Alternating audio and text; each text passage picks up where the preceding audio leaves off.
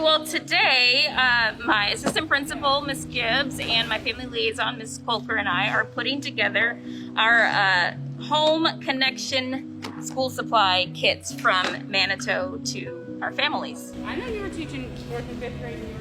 I knew that my families are dealing with a lot. I knew that my teachers are dealing with a lot. And we thought one small gesture would be to be able to provide school supplies for the students.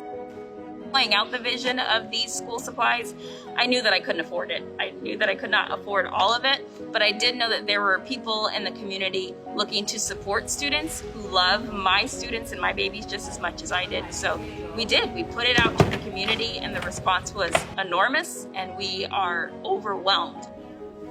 Everything, all 500 bins, sets of headphones, and every single supply that's in these kits, including the kits, is 100% donated by community members. It was kind of like, really like opening up,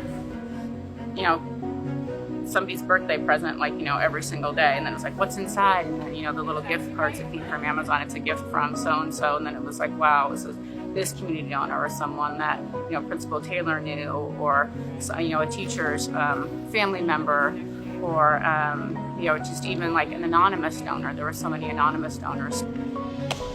I've worked with Mrs. Taylor this is my 4th year. She's the idea person and I execute. So once she brought that up and talked about these bins, I was out at Costco and I was gonna buy some bins and show her, and ended up seeing somebody we know at Costco who works there and asked about donating the bins to Manitou. This employee was fabulous and she went to her GM right then that day and he donated the entire pallet of bins to us at Manitou. We felt like in this kit was a little piece of Manitou going home to students. And every time students open it, that means their school day is started. And when they close it, that means that their school day is over. We know learning is going to look different.